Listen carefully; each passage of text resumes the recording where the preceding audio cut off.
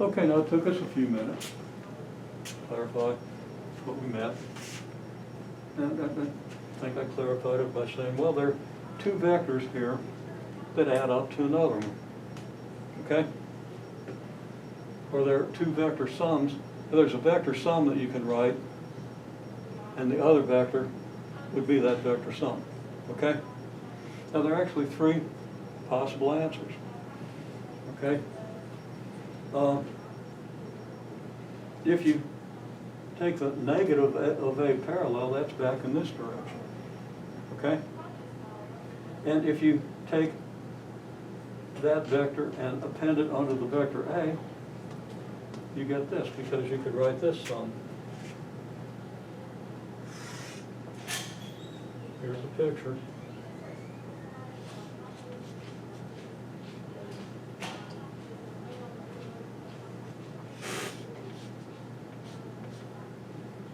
Okay, here's A perpendicular.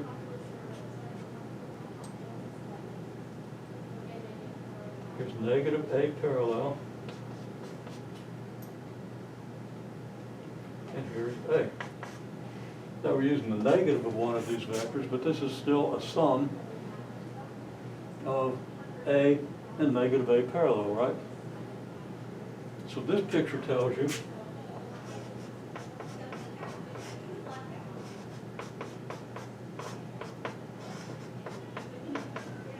this, okay?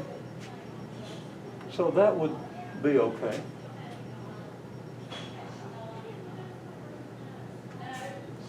Now, algebraically, you can put these together. You can add A parallel to both sides, and you get A equals A perpendicular plus A parallel, right? Now, if you're just wanting to do a literal vector sum of the literal vectors you have here, well, that's the way you would do it. But if you see this, then you're going to get this, and then you're pretty quickly going to see that, oh, wait a minute now. All I've got to do is I've got to do A perpendicular and then put A parallel on it, and I've got A, right? Because this is a parallelogram here. Now, the one thing you would see if you just look at that parallelogram is, by the parallelogram method, A is the diagonal of the parallelogram you get from A parallel and A perpendicular, right? So another way of seeing it, and you want to see it every possible way.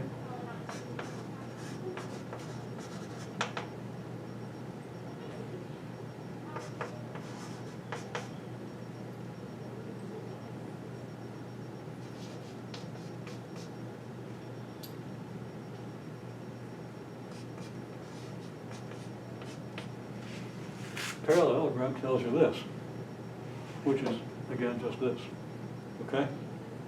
So there are a variety of ways you can visualize this. Or you can just start putting vectors together head to tail, okay? Put A together head to tail with A parallel. Well, you get this, and then you get this, and that's nothing, right? So you could have done, I'm not going to color code them, but you could have done A plus A parallel equals this. Now, that's not helpful. That's not equal to any other vector that we see up here, right? So you could just try different combinations if you don't see it. But you saw this pretty quickly, because when you did a certain picture, you saw that there's a Pythagorean theorem that we can use here as well, right? So various ways to solve this problem. One is try every possibility. You try A plus the unit tangent vector, or A minus the unit tangent vector, okay? There are 4 vectors here, right? So there are 6 combinations of those 4 vectors, okay? And then 6 more combinations if you include negatives, actually more than that, but, okay? There's a finite number of combinations that you could try. Now, you really don't want to do that. You really want to see it, and you did, okay? You really want to see it using a little bit of insight. And the Pythagorean identity is a good way to start, although we're after a vector sum, and Pythagorean theorem gives you magnitudes, right? Okay, so the whole point is, you got to cast around a little bit, look at it different ways, rearrange the picture in different ways, and then you see it. Okay. Now, another thing is, of course, once you have this picture, which is just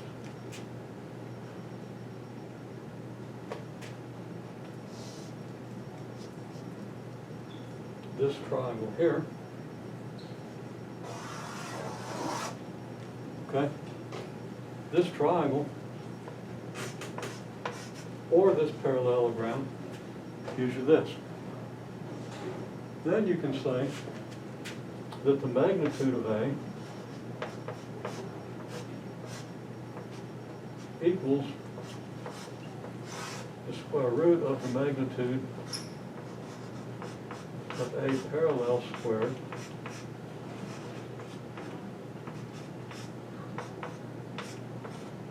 plus the magnitude of A perpendicular squared.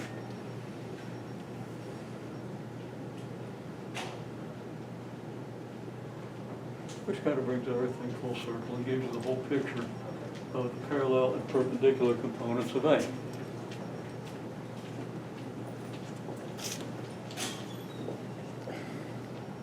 And the perpendicular component of A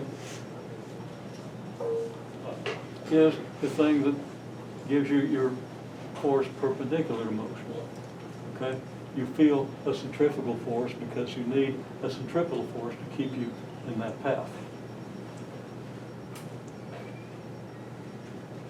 And there's one other important vector. I should have left myself a little more room, but I got it in red, which I usually say for really important statements.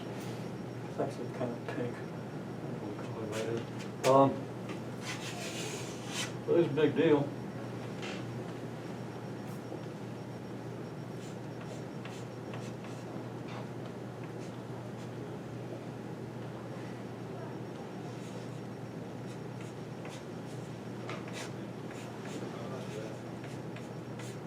If we had a little more time, I'd drag this out of it. You're going to understand it anyway. Okay? Normal vector is your A perpendicular, or the magnitude of A perpendicular. And this is your unit normal.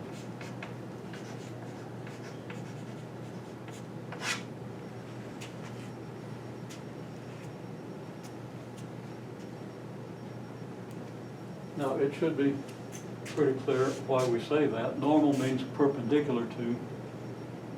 Okay? So it's a unit vector in the direction of your acceleration. Okay? And I'm going to lay another one on you. You won't encounter it for a few sections, probably sometime next week. Okay, but you might as well see it now since we got the whole scheme here. Now we can complete the whole scheme.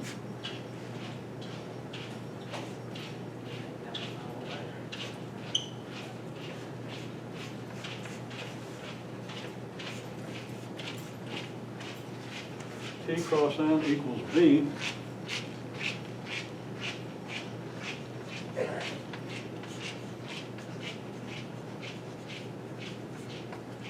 Which is the unit binormal. We're going to talk about that a little bit, and then I'll do another video after we talk to clarify whatever we might be missing, or whatever points might be difficult, because we got at least one person out today for COVID. Hope he's doing well.